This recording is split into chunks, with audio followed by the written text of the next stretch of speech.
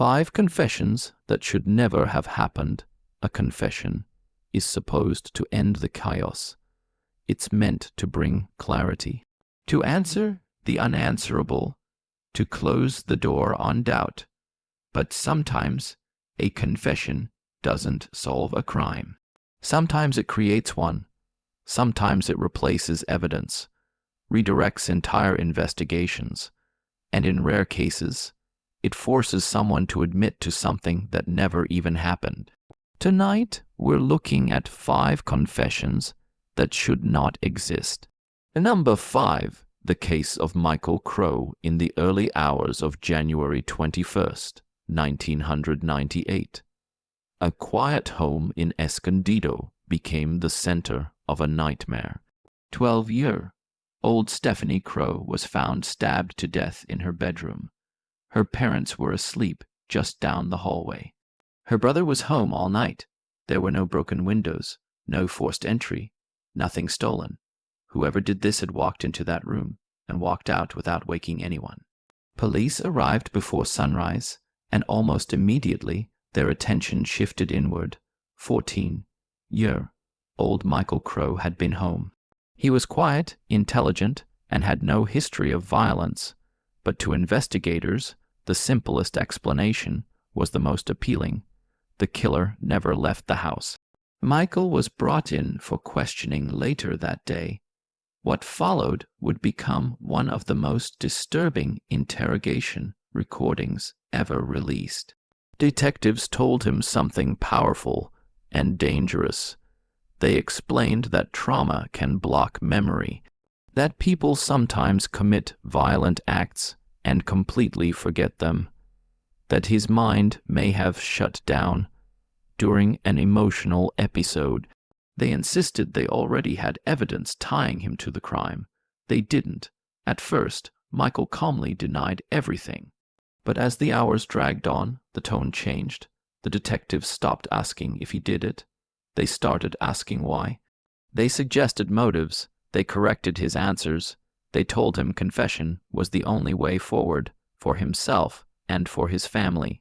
And slowly, he began to doubt himself. His denials turned into uncertainty. Uncertainty turned into possibilities. At one point, he asked them if what he was saying made sense. Eventually, exhausted and confused, Michael said the words. He admitted to stabbing his sister, but the moment didn't feel real, not even to him. Almost immediately after confessing, he broke down, crying, saying it didn't feel true, asking if he could take it back. On the same tape, you can hear the confession and the collapse of that confession sitting side by side. But police weren't done. They brought in 2 of Michael's teenage friends. They were told Michael had already confessed, that the evidence was overwhelming, that cooperating was their only option. Both boys eventually admitted involvement. Their stories didn't match, timelines shifted, details changed, but there were taped confessions, and to prosecutors that was enough. For more than a year, the case moved forward against 3 teenagers. Meanwhile, another man had been on the radar from the very beginning.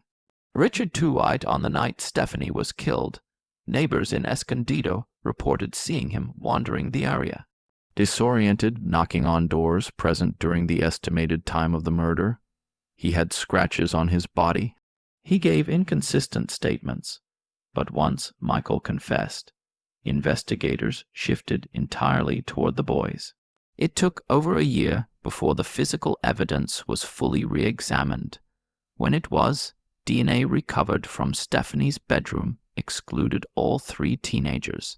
Instead, it pointed directly to Tewhite. The charges against Michael and his friends were dropped. Years later, after multiple trials and legal battles, Richard Tewhite was convicted in 2013 of voluntary manslaughter, 15 years after Stephanie's death. In the end, the right man was convicted, but 3 innocent teenagers came terrifyingly close to spending their lives in prison because a confession was treated as stronger than evidence. Number 4, a confession to a crime that didn't exist by the time he admitted to murder. There wasn't even a murder.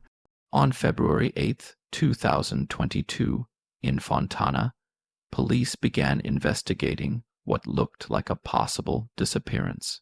Thomas Perez S.R. hadn't shown up for work. His truck was missing. His phone was off. His son, Thomas Perez Jr., was brought in for questioning. He wasn't under arrest. He wanted to help. The interrogation began normally, routine questions about when he last saw his father, whether they argued, whether anything seemed unusual. He answered calmly. He said his father sometimes left town after arguments. Then the questions shifted. Detectives began speaking as if his father was already dead. They suggested evidence pointed to homicide. They implied the only missing piece was Perez's honesty. They never told him there was no body. They never told him there was no confirmed crime scene. They built certainty where none existed. Hour after hour passed, 17 hours in total. Perez's posture changed. His voice softened. He looked drained. At one point, he asked if his father might still be alive. That possibility was brushed aside. Eventually, worn down by exhaustion and suggestion, he said it. He confessed to killing his father.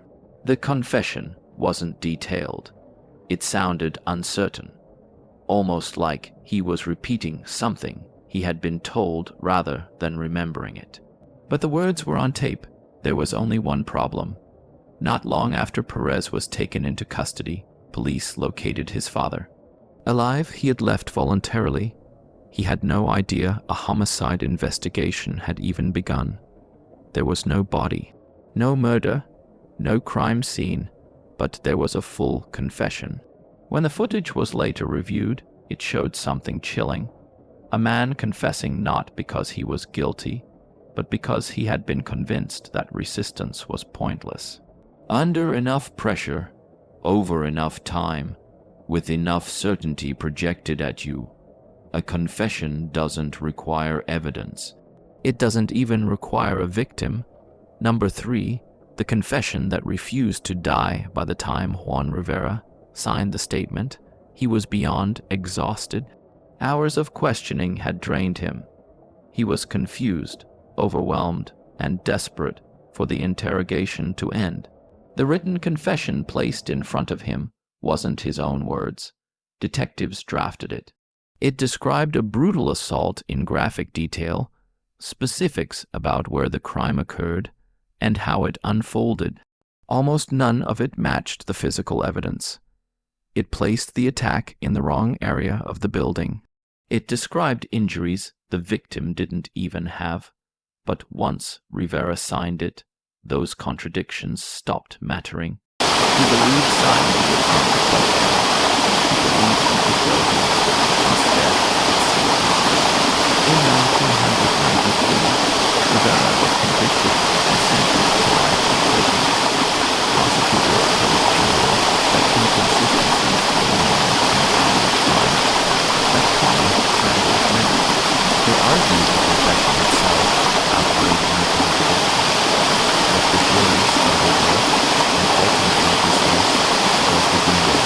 Biological evidence uncovered on the victim that Rivera encountered. The genetic material did not match. But in the early 1990s, DNA testing was still new. Prosecutors argued that the presence of another man's DNA didn't necessarily mean Rivera was innocent. The confession remained the centerpiece. Over the next 18 years, his case moved through a brutal cycle. Overturned. Reinstated, overturned again, reinstated again. Each time the conviction began to collapse under the weight of science, the confession pulled it back from the edge. It wasn't until 2011 that the Illinois Appellate Court finally reversed his conviction for good. The DNA evidence completely excluded him. There was no physical evidence tying him to the crime at all. By then, Juan Rivera had spent nearly 2 decades behind bars. In 2015, He received a $20 million civil settlement, one of the largest wrongful conviction payouts in U.S. history at the time, but no settlement restores 20 years. His confession had outlived the evidence. Number 2. Grief turned into guilt. Adrian Thomas had just lost his 4-month-old son. That morning began like any other. By afternoon, he was standing in a hospital in Troy watching doctors try and fail to save his baby. When police asked him to come in and talk, he believed they were looking for answers. Instead, they were looking for agreement. Inside the interrogation room, the camera rolled. At first, the questions were simple. What time did you wake up? When did you last check on him? Was he sick? Did he seem different? Adrian answered calmly. He described trying to comfort his fussy son. He described rushing him to the hospital when something felt wrong. Then the direction changed. Detectives told him doctors believed the injuries were consistent with shaken baby syndrome. They said the damage couldn't have been accidental. According to them, someone had violently shaken the baby. Adrian repeatedly said he would never hurt his child, but the interrogation stretched on for nearly 10 hours. Detectives shifted their approach. They suggested he hadn't meant to hurt his son, that maybe he shook him gently trying to wake him up, that even good parents make mistakes in moments of stress. They told him it could have happened in seconds. As the hours wore on, his certainty fractured. He began asking them what they thought happened. He asked if it was possible he did something without realizing it. They told him yes. Eventually, exhausted and drowning in grief, he began repeating the scenarios they suggested, not because he remembered them, but because they had been presented as the only explanation left. After roughly 10 hours, Adrian said maybe he shook his son. He wasn't sure. That was enough. In 2009, he was convicted and sentenced to 25 years to life. Years later, the science behind shaken baby syndrome began to face scrutiny. Experts challenged the certainty with which such diagnoses were once made. Independent reviews of Matthew's case raised serious doubts about whether shaking had occurred at all. In 2014, an appellate court overturned Adrian's conviction, citing flaws in the interrogation and concerns about the medical testimony. Prosecutors chose not to retry the case. He was released after more than 5 years in prison. Today, his interrogation is studied in law schools, not because it revealed the truth, but because it demonstrated how grief, suggestion, and time can manufacture one. Number 1, when confession becomes the only reality in 1974. 2 men disappeared in Iceland. First was Guðmund Einarsson, who vanished after a night out in Reykjavik. His body was never found. 10 months later, Geirfinnur Einarsson disappeared after leaving his home following a phone call. He was last seen near the harbor in Keflavik. There were no bodies, no witnesses, no forensic evidence tying anyone to either disappearance. But in a small country, 2 unsolved vanishings were unacceptable. Police began questioning a group of young people connected through overlapping social circles. At first, no one confessed, because there was nothing to confess to. But the questioning didn't stop. Suspects were detained for weeks. Some were held in solitary confinement for months. Sleep deprivation became routine. Contact with family was restricted. Interrogations were repeated again and again.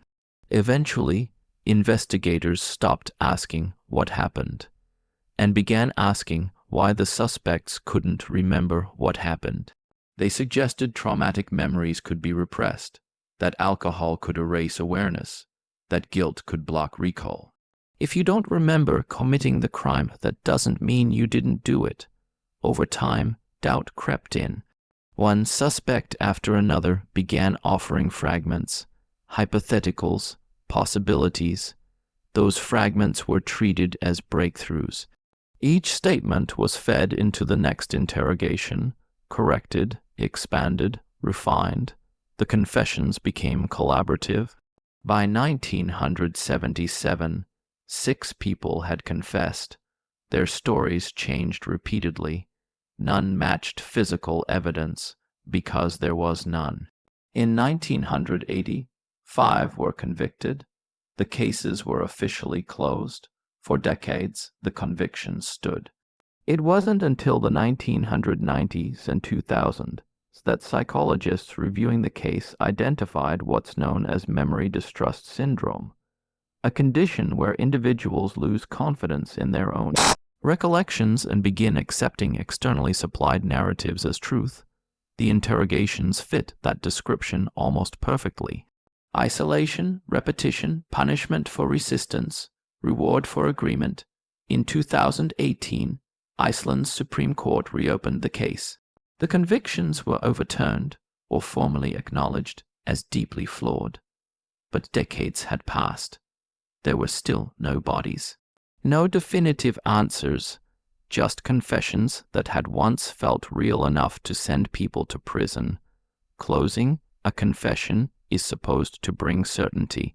But as these cases show, certainty can be constructed. Under enough pressure, with enough repetition, and enough time, reality itself can begin to bend. And once a confession exists, it can take years, sometimes decades, to undo the damage. These were 5 confessions that should never have existed. If you'd like, I can now.